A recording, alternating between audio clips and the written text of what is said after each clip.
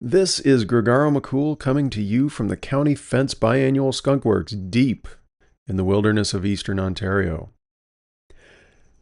After Walter's piece on Napanee Correspondent Brenda Hogg, Jules Octavian decided to see for himself what lies behind her early 2000s big box store privacy fence.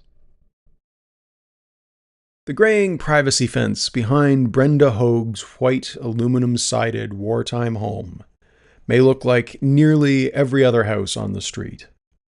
But what lies behind is an artist, or so our art editor Walter Liu tells me after the dust-up at the gallery the other week. I am no stranger to Brenda's sense of vision. That's why I brought her on board just days before Greg and I cooked up the scheme for County Fence 2.0. Brenda and I had crossed paths at various local political meetings where I greatly admired her passion. Sensing perhaps she was lacking a platform and I staff, I offered what I could. A position as Napanee Correspondent here at County Fence. Gentrification is a hot topic in these parts lately. Of course, most longtime locals don't use that language. Rather, they see it as an invasion from the city. Thousands of families selling million-dollar fixer-uppers in one place and descending on what they see as an idyllic blank canvas just a few hours away from all that is familiar. And Brenda Hogg is a critic on the forefront of this change. Realistically, my parents' generation was the last great rural Canadian generation. Over my lifetime, there has been a slow exodus from the countryside as industries centralized and rural economies mechanized. There's been a great schism in our fair country where those seeking to make a name for themselves generally leave, while those seeking stability remain. And today, like a perfect secret fishing hole discovered by the piscatorial masses, the machinery of that exodus has slowed and lurched into reverse. As someone who appreciates the finer things, I've been divided. Among some circles that I've been privileged enough to have gained entry, my tastes are decidedly humble. But I'm also a lifelong believer that a life well lived is bespoke.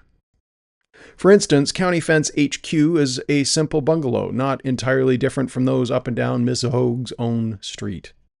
Yet through efforts of my own and craftspeople I respect, it's finished to a high and custom standard. I have always felt that resources spent on lifestyle creep are wasted, but as the venerable Marie Kondo proclaims, your possessions exist to bring you joy. On the other hand, there is a heady freedom that comes with a rustic lifestyle. Recently, I visited our very own Gregaro McCool's homestead, a lovely cottage in the midst of receiving some much-needed and expert TLC. He was in the middle of moving a large chest of drawers down the hallway with vintage pine floors, which left a rather noticeable gouge in the finish. Had these been new and pristine floors, there would have been much weeping and gnashing of teeth. But given that they're due for a refinish anyway, he was able to shrug it off and head to the kitchen for some delicious coffee instead. When he does refinish, it will be with oil rather than urethane because keeping soft pine floors pristine is a fool's errand, and a luxury patina is the correct recipe for cozy living. A picture-perfect lifestyle leaves little room for grace and comfort, while a neighborhood with a few weeds and a bit of flaking paint is an invitation to authenticity, to let one's hair down and relax. Yet these things on one single house indicate an eyesore. In the end, it's about priorities. Those who have prioritized ambition have largely gone elsewhere, while those who have prioritized a slower and perhaps more stable lifestyle have remained. Now that those high-achieving people are returning with $500,000 in their renovation fund, the ones who have remained don't stand a chance. Of course, I stand between these two groups. When I had my opportunity to leave, I opted to stay, like Ms. Hogg. I liked the fresh air too much and enjoyed enough privilege to have my cake and eat it too. I knew that if I wanted to see a balanced community, someone needed to stay behind and invest, to be the change they wanted to see. But alas, I still wanted change. Truth be told, I've wished there was a little more color on streets like Brenda's. A holdover from the puritanical utopianism of colonial opportunists, there are only a handful of traditionally accepted house colors in these parts: white, pea green, white and pea green, brick, and timber. In the 90s, we added beige vinyl siding to the mix as well. To my mind, the joy of paint is that it's relatively cheap and needs to be reapplied periodically. Why not choose something bold? But perhaps those who prioritize boldness were the ones who looked for their opportunities elsewhere. Of course, Brenda Hogg did not look for opportunities elsewhere. She had other priorities. A burning passion for her community and an independent spirit led her to invest in her town, even if that meant less opportunity. From the home that she inherited from her parents, she was able to secure the freedom required to be unapologetically herself. And who is that person? What self is able to be expressed in the privacy of that early 2000s box store privacy fence? Walter insists it's the heart of an artist, though I wonder if it's not something more performative. Perhaps the heart of a muse. Given the beautiful day, Brenda received me in her backyard, a private oasis of creatively potted plants and whirligigs. Most, if not all, were thrifted or found at various flea markets. Many had been repaired in creative and endearing ways. She served me the rural Ontario drink of choice, rye and ginger, in some delightful 1970s vintage plastic floral tumblers. We soaked in our surroundings from a charming picnic table with a stylish pub-style patio umbrella that I'm sure was acquired legally, upstanding citizen that Brenda is. It's easy to lose sight of your culture in small communities, especially ones that haven't enjoyed the economic privileges others have.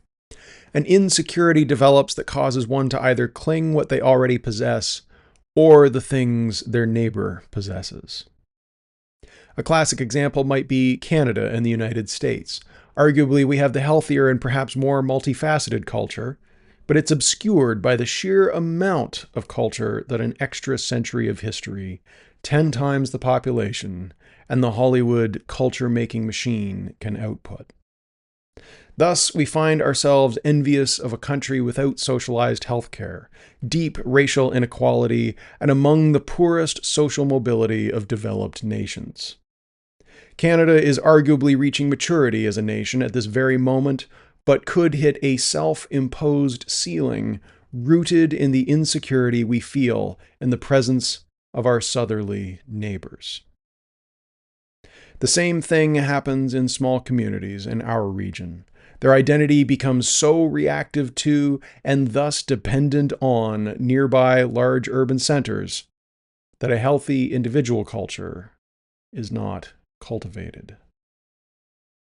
The path forward is blazed by people like Brenda Hogg.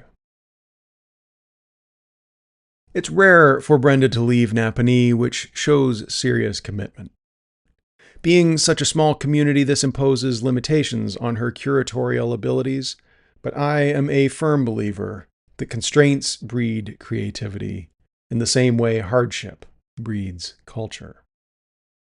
Yet her endeavors to preserve her parents' mid-century way of life and celebrate what her community has celebrated over time remind me of my own efforts to preserve the home I grew up in. Following the death of my mother, it was my wish to preserve the Octavian family homestead according to the period in which it would have been at its most authentic. Beginning life like so many as traditional Ontario cottage, before being added onto, I felt it was a unique way to preserve how my people lived. Over the years, it has not only provided overflow sleeping accommodations for large groups, but also a filming location for a few period dramas. Where I intend to preserve a turn-of-the-century lifestyle, Brenda does the same for the mid-century. At my stage of life, it's easy to forget your age and become excited about the hot new thing. I am constantly impressed by the creativity and confidence young people show these days and the possibilities technology makes possible. The fact that Ms. Boardman can develop software out of the back of a van while exploring the furthest reaches of the North American road network is truly astonishing. And I must admit that I am jealous. But that's a young man's game. And I must remember that I am no longer a young man. Those days are behind me, and I'm thankful for kindred spirits such as Brenda, with which to remember and preserve the past.